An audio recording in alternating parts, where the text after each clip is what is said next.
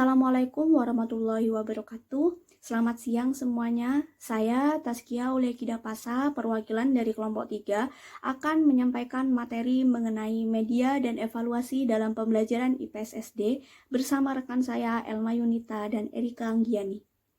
Sebelumnya yang saya hormati Ibu Zeti Finali SPD MPD dan Ibu Dia Puspitaningrum SEMSI selaku dosen pengampu mata kuliah problematika pembelajaran IPS SD dan juga teman-teman yang saya sayangi.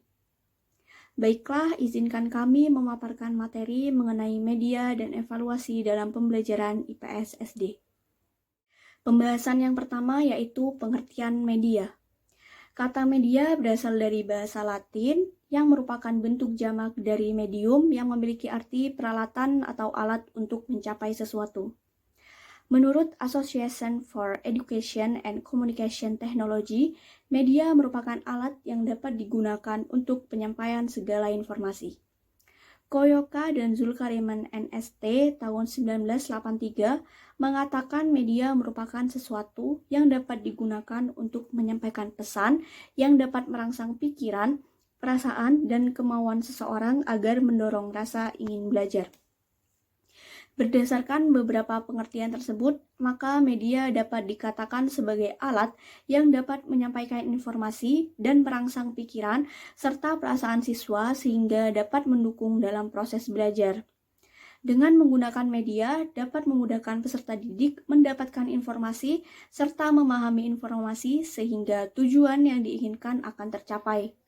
Sedangkan media pembelajaran dapat dikatakan sebagai alat bantu dalam proses pembelajaran agar tujuan pembelajaran dapat tercapai. Pendidik harus mampu menggunakan media pembelajaran dan menghubungkannya dengan pembelajaran yang ada agar proses transfer informasi kepada peserta didik lebih mudah dan dapat dipahami dengan jelas sehingga tujuan pembelajaran dapat tercapai. Bahasan selanjutnya yaitu fungsi media.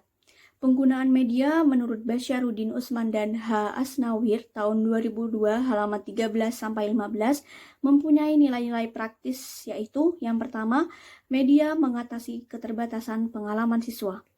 Pengalaman yang dimiliki setiap individu akan berbeda disebabkan oleh latar belakang kehidupan individu.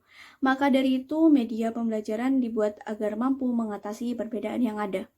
Yang kedua, media mengatasi ruang kelas. Peserta didik sulit menjangkau benda-benda yang ada di kelas, misalnya karena benda-benda tersebut terlalu besar, kecil, bergerak, atau yang lainnya. Permasalahan tersebut dapat diatasi dengan media pembelajaran. Yang ketiga yaitu media dapat membawa siswa berinteraksi langsung dengan lingkungan. Peserta didik dapat mengidentifikasi masalah yang ada dalam masyarakat. Yang keempat yaitu media menseragamkan pengamatan.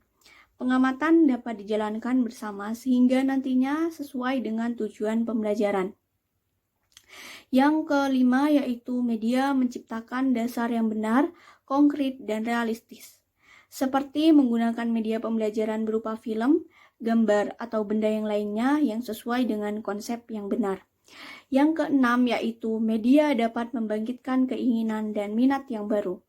Dengan penggunaan media pembelajaran akan menambah semangat peserta saat belajar, mudah dan dalam memahami materi sehingga nantinya peserta didik terpacu rasa keingintahuannya. Yang ketujuh yaitu media membangkitkan motivasi dan merangsang siswa untuk belajar. Dengan menggunakan media yang menarik, siswa tidak akan bosan dalam proses pembelajaran dan justru akan semakin semangat untuk belajar lebih lanjut. Yang kedelapan, media memberikan pengalaman yang integral dari sesuatu yang konkret sampai kepada sesuatu yang abstrak. Berdasarkan fungsi media pembelajaran, maka sebelum menggunakan media pembelajaran, dalam proses belajar mengajar harus dipersiapkan secara matang dan guru harus memperhatikan hal-hal penting yang akan disampaikan sebelum menggunakan media pembelajaran dalam proses belajar mengajar. Penggunaan media pembelajaran harus disiapkan secara matang oleh seorang pendidik. Pembahasan selanjutnya yaitu jenis-jenis media. Ada 3 media pembelajaran yang dapat digunakan dalam pembelajaran IPS. Yang pertama yaitu media yang tidak diproyeksikan.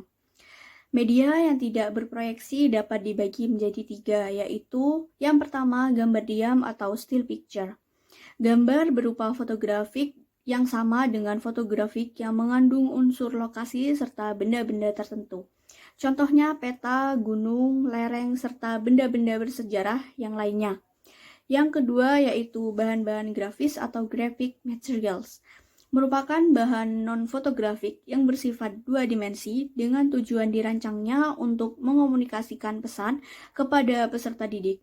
Biasanya berupa lambing verbal atau tanda-tanda visual secara simbolis berupa grafik, diagram, sketsa, poster, komik, dan yang lainnya. Yang ketiga yaitu model dan realita. Merupakan media berupa seperti benda yang bersifat tiga dimensi yang merupakan tiruan aslinya. Peserta didik dapat mengetahui benda konkretnya yang disederhanakan, biasanya berupa seperti globe atau tiruan bentuk bumi dan model gunung berapi yang biasanya dibuat dari tanah liat atau semen. Realita merupakan benda yang sebenarnya seperti uang, tumbuhan, binatang yang tidak dapat dilihat di dunia nyata tetapi melalui visual. Yang kedua yaitu media visual yang diproyeksikan. Media ini terdiri atas dua macam, yaitu media proyeksi bergerak dan tidak bergerak. Yang pertama, media proyeksi yang tidak bergerak dengan contoh slide. Slide merupakan gambar transparan yang diberi bingkai yang diproyeksikan pada sebuah proyektor yang disusun serta disampaikan sesuai dengan kontrol guru. Slide dapat berupa suara ataupun tanpa suara, hal ini disesuaikan dengan kebutuhan di dalam kelas. Yang kedua yaitu film strip atau film rangkai. Film strip hampir sama dengan slide, tetapi media ini menyajikan gambar yang tidak terpisah dan telah tersusun rapi. Dapat juga disajikan dengan suara ataupun tanpa suara. Contoh yang ketiga yaitu overhead projector atau OHP, media yang dirancang dan ditayangkan berupa tulisan, diagram, dapat juga gambar yang diproyeksikan di belakang operator. Yang keempat yaitu opaque projector, yang merupakan media yang diproyeksikan tetapi tidak transparansi, melainkan menggunakan benda-benda sebenarnya, baik benda datar atau tiga dimensi seperti mata uang. Dan contoh yang terakhir yaitu microprojection. Media ini biasanya digunakan untuk mengamati benda-benda yang kecil menggunakan mikroskop sehingga benda kecil akan dapat dilihat dengan jelas. Selanjutnya yaitu media proyeksi yang bergerak. Yang pertama, contohnya film. Film bagus digunakan dalam penyampaian materi mengenai proses, gerakan atau perubahan bahkan pengulangan peristiwa lampau. Media ini bersifat visual, dapat dengan suara ataupun tanpa suara. Contoh yang kedua yaitu film loop atau loop film. Media yang terdiri atas serangkaian film berukuran 8 mm atau 16 mm yang saling menyambung dan akan berputar terus hingga dapat berhenti saat dimatikan. Media ini tidak bersuara sehingga guru dapat menjelaskan selama film berputar atau memberikan narasi. Contoh yang ketiga yaitu televisi. Televisi dapat digunakan sebagai media pembelajaran karena memiliki kelebihan seperti info terkini mudah didapat dan dapat mudah diterima oleh anak-anak. Dengan menggunakan televisi, peserta didik dapat melihat kejadian atau melakukan kontak dengan tokoh penting yang menyampaikan pendapat mereka. Contoh yang keempat yaitu video tape recorder. Film dapat digantikan dengan video tetapi masing-masing memiliki karakteristik. Jadi video tape tidak dapat menggantikan film sepenuhnya. Dan contoh yang terakhir yaitu media audio. Media yang dibuat dari berbagai bentuk atau cara perekaman dan transmisi suara untuk digunakan dalam proses pembelajaran. Beberapa media audio yaitu yang pertama radio pendidikan, yang kedua rekaman pendidikan, dan yang ketiga yaitu sistem multimedia. Baik, pembahasan selanjutnya akan dijelaskan oleh rekan saya. Dipersilakan. Baik, selanjutnya saya akan melanjutkan penjelasan materi dari rekan saya. Dalam proses pembelajaran, tentunya media pembelajaran di sini sangat dibutuhkan karena dapat memudahkan peserta didik dalam menerima materi dari pendidik. Nah, untuk memilih media pembelajaran yang baik, tentunya ada teknik yang dibutuhkan, yaitu yang pertama, ada media yang dibutuhkan itu harus sesuai dengan peserta didik agar ketercapaian pembelajaran itu dapat dicapai. Tujuan dari pembelajaran itu dapat dicapai. Kemudian yang kedua itu harus memperhatikan aspek materi. Jadi antara media pembelajaran dan materi yang akan diberikan itu harus sesuai agar tujuan dari materi tersebut dapat tercapai. Kemudian harus memperhatikan yang ketiga kondisi siswa. Di sini latar belakang siswa itu harus diperhatikan dari mulai lingkungan, kemudian budaya, intelijensi, usia itu harus perhatikan. Kemudian selanjutnya yang keempat ada ketersediaan media pembelajaran. Nah, antara materi, kemudian media pembelajaran dan ketersediaan media pembelajaran dalam di sekolahan itu harus disesuaikan. Jadi guru tidak dapat memaksakan media pembelajaran yang tidak ada itu harus diadakan. Jadi harus menyesuaikan dengan ketersediaan yang ada di sekolah. Jadi tidak bisa misalnya media pembelajaran A cocok dengan materi A, kemudian media pembelajaran A ini dipasangkan dengan materi yang B, jadi tidak bisa. Kemudian yang kelima itu ada memilih media yang memang dibutuhkan atau tepat sesuai dengan materi agar tujuan pembelajaran itu dapat tercapai. Kemudian yang terakhir yaitu biaya yang digunakan dalam media pembelajaran. Di sini penggunaan biaya itu harus sebanding dengan materi yang akan dicapai. Jadi lebih baik menggunakan media yang murah tapi hasilnya itu maksimal daripada menggunakan media yang mahal ternyata hasilnya itu nihil atau tidak sesuai dengan ketercapaian yang akan dicapai. Selanjutnya, penerapan media pembelajaran IPS. Ada dua, yaitu benda asli dan bukan asli. Yang termasuk benda asli yaitu situs purbakala yang berisi peninggalan-peninggalan bersejarah. Kemudian ada museum yang berisi benda-benda bersejarah. Dapat juga jenis batuan yang ada di sungai, pantai, atau gunung. Kemudian ada pasar tradisional maupun pasar modern, tempat ibadah, rumah adat, mungkin bisa baju atau senjata tradisional. Kemudian ada tempat umum seperti bank, kantor pos, kantor polisi, stasiun, terminal yang dapat digunakan sebagai benda asli atau nyata media pembelajaran IPS. Nah, yang benda bukan asli yaitu seperti globe atau bumi tiruan. Kemudian ada peta timbul yang biasanya ada di dalam kelas. Selanjutnya ada gunung buatan, boneka atau binatang buatan yang biasanya dibuat dari tanah liat atau semen. Selanjutnya, kelemahan dan kekurangan media pembelajaran IPS. Yang pertama ada gambar atau foto.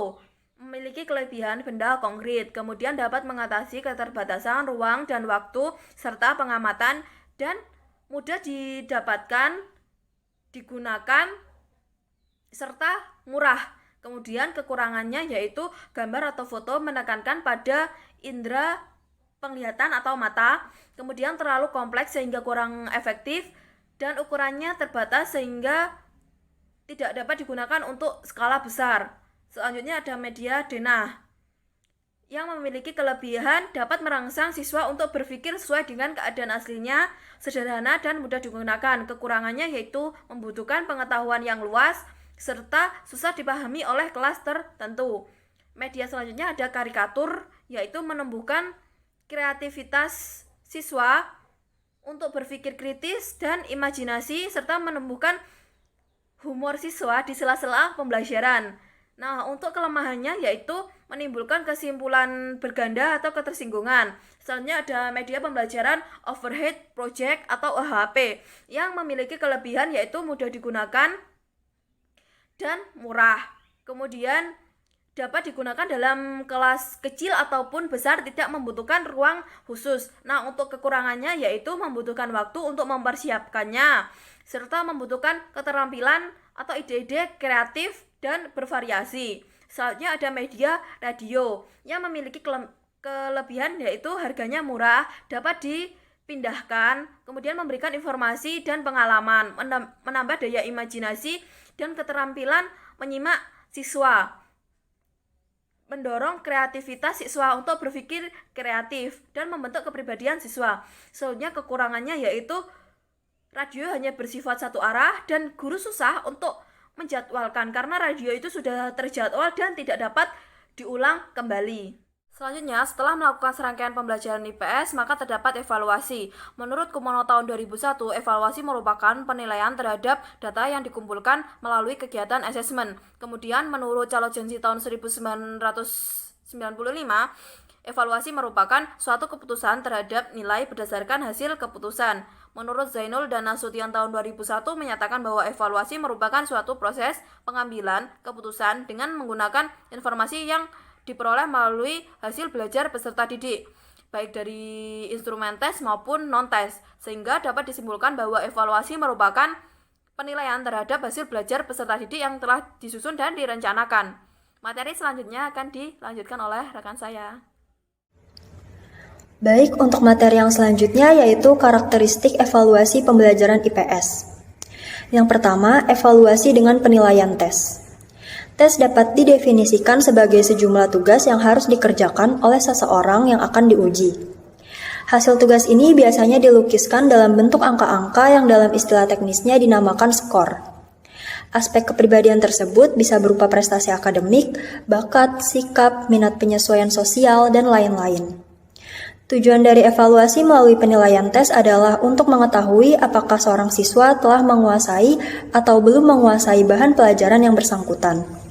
Dengan evaluasi tes ini juga dapat melihat perbedaan kemampuan, bakat, sikap, minat, atau aspek-aspek kepribadian lainnya. Agar tes dapat menunaikan fungsinya sebagai alat pengukur yang baik, maka guru harus memperhatikan beberapa hal berikut. Yang pertama yaitu validitas. Syarat ini menuntut keabsahan tes dalam arti soal-soal yang diberikan benar-benar sesuai untuk mengukur dan mengungkapkan kemampuan yang menjadi tujuan instruksional. Yang kedua yaitu reliabilitas.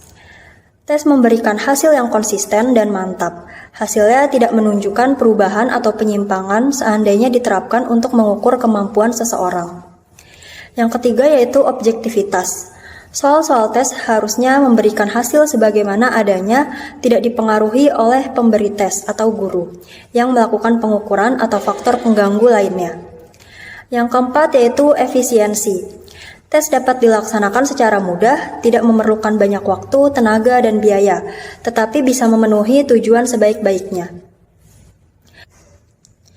Yang selanjutnya yaitu evaluasi dengan penilaian non-tes.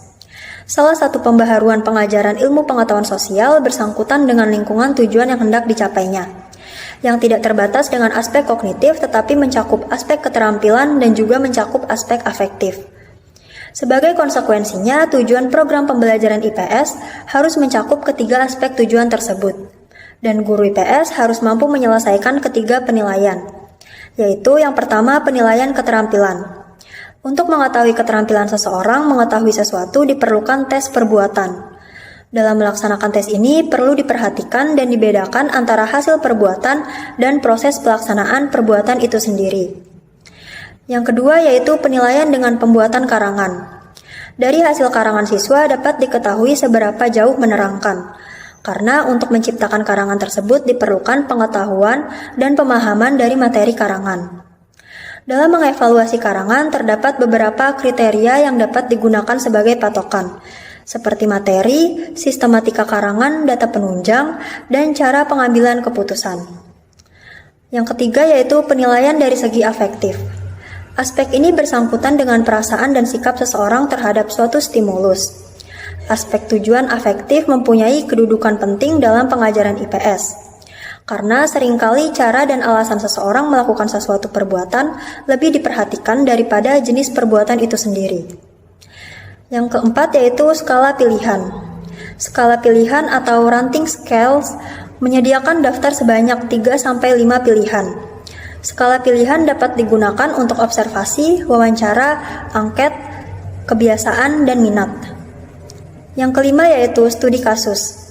Studi kasus diperlukan untuk mempelajari peserta didik yang bertingkah laku ekstrim. Di sekolah menengah, studi kasus dilakukan terhadap siswanya yang bertingkah laku ekstrim, mengganggu, dan perlu bantuan khusus. Yang keenam yaitu portofolio. Pendekatan portofolio adalah suatu penilaian yang bertujuan mengukur sebagaimana kemampuan siswa dalam mengonstruksi suatu pekerjaan atau tugas dengan cara mengumpulkan bahan yang relevan dengan tujuan dan keinginan yang dikonstruksi oleh siswa dan selanjutnya dapat dinilai oleh guru. Dengan kata lain, penilaian portofolio merupakan suatu pendekatan dalam penilaian kinerja siswa. Sistem penilaian ini bermanfaat bagi guru untuk mengevaluasi kebutuhan, minat, kemampuan akademik, dan karakteristik siswa secara individual. Penilaian ranah atau dimensi keterampilan skill dan nilai-nilai valus secara eksplisit tidak tertuang dalam SK dan KD. Baik, untuk materi yang selanjutnya yaitu bentuk-bentuk evaluasi dalam pengajaran IPS. Yang pertama, tes bentuk isian dibagi menjadi beberapa bagian. Yang pertama yaitu wujudnya. Terdapat kekosongan dalam butir soal perlu diisi. Siswa diminta mencari sendiri bagian yang dapat melengkapi kekosongan itu. Yang kedua yaitu ragamnya. Dibagi menjadi beberapa bagian. Yang pertama yaitu isian dan melengkapi, yang kedua berupa pertanyaan tak lengkap, yang ketiga pertanyaan, yang keempat identifikasi atau asosiasi. Yang ketiga yaitu keberatan terhadap bentuk isian. Yang pertama, sukar membuat soal yang mampu mengukur jenjang kemampuan yang lebih tinggi dari pengingatan. Yang kedua, jawabannya sukar dipastikan sebagai satu-satunya jawaban. Dengan demikian, kunci jawabannya pun sangat sukar ditentukan. Yang ketiga, skornya memakan waktu lama. Yang keempat, skornya kurang terandalkan. Dan yang kelima, faktor subjektivitas masih berpengaruh dalam penilaian, jadi tidak objektif lagi. Yang kedua yaitu bentuk pilihan alternatif. Bentuk pilihan alternatif ditandai butiran soal yang diikuti oleh dua penilaian. Dan siswa diminta memilih salah satu daripadanya yang merupakan penilaian sendiri. Beberapa ragam pilihan alternatif, yang pertama yaitu ragam benar salah. Ragam ini berupa pernyataan yang akan dinilai sebagai benar atau salah. Yang kedua yaitu ragam betul salah. Ragam ini terdiri dari sebuah kalimat, perhitungan, atau ungkapan yang harus dinilai betul atau salah tergantung pada tepat tidaknya tulisan atau tata bahasanya. Yang ketiga yaitu ragam iya tidak. Ragam ini terdiri dari pertanyaan langsung yang harus dijawab dengan iya atau tidak. Bentuk ini mempunyai kesamaan dengan bentuk benar salah. Perbedaannya hanya terletak pada jawabannya, yaitu pada ragam benar salah jawabannya adalah benar atau salah, sedangkan ragam ini jawabannya adalah iya atau tidak. Yang keempat yaitu ragam kelompok. Ragam ini terdiri dari satu item yang tidak lengkap dengan beberapa isian sebagai pelengkap, yang masing-masingnya harus dinilai benar atau salah. Yang kelima yaitu ragam pembetulan. Dalam ragam ini, siswa diminta untuk membetulkan setiap kesalahan dalam soal-soal dengan jalan mengganti bagian yang digarisbawahi dengan yang benar. Yang selanjutnya yaitu bentuk menjodohkan. Terdiri dari serangkaian premis, serangkaian jawaban, dan petunjuk menjodohkan premis dengan jawaban-jawaban tersebut. Yang pertama yaitu wujudnya. Terdiri dari serangkaian premis, serangkaian jawaban, dan petunjuk menjodohkan premis dengan jawaban-jawaban tersebut. Yang kedua yaitu sistem penomoran. Tergantung pada sistem menjawab, yaitu di lembar jawaban atau langsung dalam buku soal. Apabila item di lembar jawaban yang dipakai, maka baik premis maupun jawaban diberi nomor atau tanda yang membedakan. Premis yang diberi nomor, sedangkan jawaban yang tidak diberi nomor. Yang ketiga yaitu sistem penjodohan. Ada dua sistem, yaitu penjodohan sempurna. Yang kedua, penjodohan tidak sempurna. Dalam sistem penjodohan sempurna, tiap satu butir dalam premis memiliki satu jawaban sebagai jodohnya. Sedangkan dalam sistem penjodohan tidak sempurna terdapat dua atau lebih butir dalam premis yang bersama mempunyai satu pasangan. Yang selanjutnya yaitu pilihan ganda. Tes pilihan ganda terdiri dari yang pertama, item atau pokok soal berbentuk pertanyaan pengantar dan pernyataan tak lengkap. Yang kedua, jawaban-jawaban berbentuk jawaban yang diusulkan dan pengisian atau pelengkap pernyataan. Dengan bentuk pilihan ganda, yang pertama, aspek yang lebih tinggi dapat diukur, yang kedua, kemungkinan benar karena tebakan lebih kecil, yang ketiga, ragam variasi atau bentuk dapat dibuat banyak, dan yang keempat, jawaban tidak harus mutlak benar, tetapi dapat berupa yang paling benar atau dapat pula mengandung beberapa jawaban yang memang benar semuanya. Yang selanjutnya yaitu beberapa kritik terhadap bentuk tes objektif pilihan ganda. Yang pertama yaitu ragam jawaban yang benar. Salah satu dari kemungkinan itu mutlak benar, sementara yang lainnya mutlak salah. Yang kedua, yaitu ragam jawaban yang paling benar atau paling baik. Kemungkinan jawabannya benar dengan tingkat kebenaran yang berbeda. Yang paling tinggi tingkat kebenarannya itulah yang paling benar. Yang ketiga, yaitu ragam banyak jawaban. Soal memiliki beberapa jawaban yang benar. Yang keempat, ragam pernyataan tak lengkap. Ragam ini sering digunakan dibandingkan bentuk pertanyaan. Yang kelima yaitu ragam negatif atau perkecualian. Ragam ini biasanya dipakai untuk bahan-bahan yang jawaban benarnya ada beberapa yang sama bobotnya. Maka jawaban yang nampak distraktor justru menjadi kunci dalam soal itu. Jawaban itu dapat berupa yang salah sama sekali atau yang benar tapi dengan bobot yang sangat kurang dibanding dengan yang lainnya. Yang keenam yaitu ragam jawaban terpadu. Ragam ini sama dengan ragam nomor 3, apabila menggunakan metode penilaian scoring satu soal satu nilai, yaitu A jika nomor 1, 2, 3 benar, B jika nomor 1 dan 3 benar, C jika hanya nomor 4 yang benar, dan D jika semuanya benar. Ragam ini mempunyai beberapa versi. Yang pertama yaitu bentuk urutan, misalnya ada urutan kronologis suatu peristiwa, urutan rank, urutan berat jenis zat, dan sebagainya. Dan yang kedua bentuk organisasi bagian. Biasanya terdapat pada bahasan, yakni mengatur urutan kalimat menjadi satu keseluruhan yang logis. Pada bentuk ini nampak kekurangan dalam pemberian nilai karena hanya satu nilai untuk tiap soal. Yang pertama yaitu menurut wujud soalnya. Yang pertama, bentuk untuk melengkapi X pilihan. Yang kedua, pernyataan dalam pokok soal tidak lengkap. Untuk melengkapinya disediakan beberapa kemungkinan bagian. Yang ketiga, bentuk analisis hubungan antar hal. Yang keempat, pokok soal terdiri dari 2 pernyataan yang terlebih dahulu harus dinilai betul atau salah. Kalau ternyata keduanya betul, barulah diteliti dan tidaknya hubungan sebab akibat di dalamnya. Yang kelima yaitu bentuk melengkapi ganda. Yang keenam, pertanyaan dalam bentuk ini tidak lengkap.